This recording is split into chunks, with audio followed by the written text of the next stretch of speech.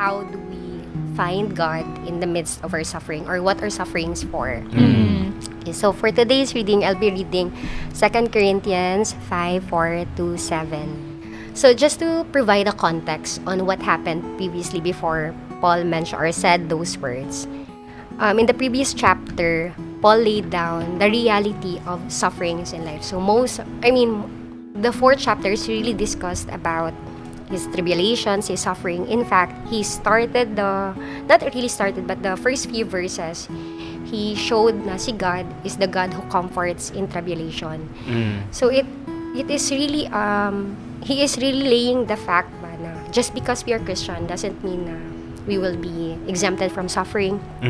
And that comforted me a lot when I had, where the previous 3 years was really a year, or were really years of tribulations for me. So personally, I went through a hard time na sunod-sunod siya ba, like every morning mo wake up ko, di na ako ma-surprise kung unsa na pud Lord, niabot kasi ngon ana na level kay, like there was this time that I was scammed a good amount of money. So dako jud siya, and for me kanang Lord, my intention was right, dili siya like kapa ha. Dili siya ingon ana. It was a deal. I nag-assume ko dapat og balay. So di na kay ko mo go through og ana dite. Then dili na day siya sa tag-iya. So he just falsified some documents. Pero napod yung ko'y fault ato na part kay na ako'y medyo nagkulang po sa ako ang pag-check ba. So anyway kato. Tapos on top of that, 3 consecutive years ko na wala na dawat sa akong gina-applyan sa Japan.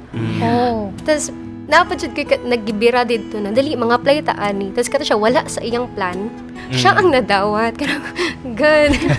Tapos yan siya, mas qualify man ka sa ako. So kana nag-humbling jud kay siya for me ana. Tapos wala pan human no. Daghan jud kay nag-in-between, and on top of that kay nag-resign. Baga kay kog nag-resign ko sa UM na wala ko kanang both. Pero sa ako kay naagid kay peace ato nga resignation. Tapos sige kog apply. Sige kog apply. Wala jud ko na dawat. Ana gani. Nya very siya ba? Very painful jud siya nga God. Unsa man jud ang imuhang plano. So it made me feel like as if God was really absent sa akong life. Like Lord, have I sinned? Have I done something so wrong? Sa ba ang pinakadako nako na sala ngano ko nimo ging ani. Kay like na hopeless jud ko ana jud ang level. So at that time, it was really a consolation for me to know na Paul and even lots of people in the Bible, lots of characters in the Bible really went through suffering. Na it made me realize ba that the existence of sufferings is not to be equated with the absence or abandonment of God. Right. So dili siya pasabot. Sometimes when I in my previous belief system kasi, I always find na pag naay bad thing na happen sa ako there must be something bad also that I did. Gigabaan, the concept of gigabaan ba. So kato na time or kanang looking through the life of Paul, and kay specifically we are talking about this verse man. It made me see ba na the existence of suffering and even unpleasant emotions are really not to be equated with God's anger or kanang gaba, dili siya ingon ana. Kasi yun nga when I was younger in my faith, or even us when we were younger in our faith, we confirm God's working through this ecstatic na kanang Ecstasy na marag God is elation ana marag God is with me kay ani ako ang na-feel. But as we grow older in our faith, we realize na kanang halagad no bisan di ay kanang I prayed na agyapon mulinger gihapon ang mga unpleasant emotions.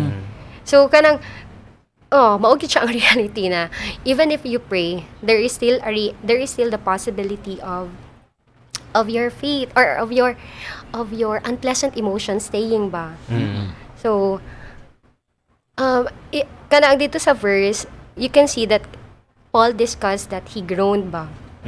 So we cannot really equate the existence of groaning with the absence of God. So just because we groan, just because there is some grief that we are going through doesn't mean that God is absent. So yun, even as we look at David's life in Psalms, he had several unpleasant emotions. Even his prayers were really kanang relatable kaayo ba kay he went through grief. He went through a lot. So, and yun, as we proceed to verse 5, the Spirit of God is really our guarantee. The only thing, for me, personally, lately lang ako siya napasalamatan kay God, na kanang, the only thing that sustained me at that time was really the hand of God, was really the Word of God. Kanang, looking back ba, kanang, grabe man gud jud to. Like, abot jud ko sa point na nilayas jud ko sa mong balay. Dili tungod gipalayas ko sa kumama, but naulaw na ko ba, kanang, feeling na ko burden na kaayo ko, pero wala good, never good na gipa-feel sa akong parents ako. Pero person na ulaw na jud ko, so nilayas ko kalit. Anak, kanang, naabot ko somewhere jud, ingan ako ka-outgoing. Naabot ko somewhere to really unwind, kaya kanang grabe na akong shame within me ba. And looking back right now, I can realize ba na, I realize ba na, halagad no, I don't know what sustained me, but I know for sure that it was really your word, and it was really your spirit, it was really your intercession. While we are at home in the body, we are absent from the Lord. Now, if there was something that I could have done better at that time, which I don't know if I could have, is that I hope I were more present in the Lord than in my body. Kasi at that time, I believe there are two responses, and we are all capable of that response. It's just that I did not respond that way. But for me, that could have been a better suffering had I seen it in light of God, in the view of God. At that time, kasi I was so focused on my circumstances, I was so focused on how painful it was that I didn't see God. I chose to not see God. In fact, I came to the point that I read the Bible and say, Lord, I know your words are true, but not to me. Najud ka maldita. But that doesn't change. Parang, for me, what could have been had I viewed things in light of God? I think it would have turned out differently. Na ako yung siguro ko yung mga unnecessary losses because of how I responded. That's why, while we are in the body, we wouldn't really see the Lord. Kasi we will focus man good on the reality of our suffering ba, instead of seeing it in light of eternity, or seeing it in light of who God is. Right.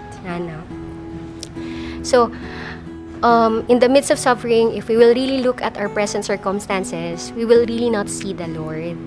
We have to learn not to equate suffering with God's abandonment of us or anger towards us. Instead, we should view sufferings as God's tool to teach us true faith. So, I mean, sa karon makita na nako what God had done at that time. And it was really that He was teaching me true faith. So, yun, mas naging real sa akin yung, for we walk by faith and not by sight. So, now, what does it mean to walk by faith then? So, to walk by faith is a choice we will have to make. I mean, faith is a gift from God. Yes. Pero at the end, at the same time, it is also a choice that we have to make. Like, yun, it's something that we really have to deliberately choose na to focus on our circumstance or to look on who God is despite of what's going on with our present. So, to choose to look past what we see, to choose to look past what we feel. Kasi yun, these emotions kasi, they are, parang, when you are on it, they feel so true. They appear so true ba? Now, for me, parang, at that time din, it helped me that my friends, my Christian friends, are not really invalidating din my emotion. And I believe God doesn't want me also to invalidate my unpleasant emotion. At the end of it, these emotions are His invitation for us to draw near to Him. It's not something that we are to make conclusions from, like to make a fact out of that. But it is God's invitation, kumbaga na, okay, you have grief, come to me, who you are weary and burdened, and I will give you rest. It's at the end of the day, it's really God wanting us to draw near to Him. It's Him wanting us to know Him more, to know Him further.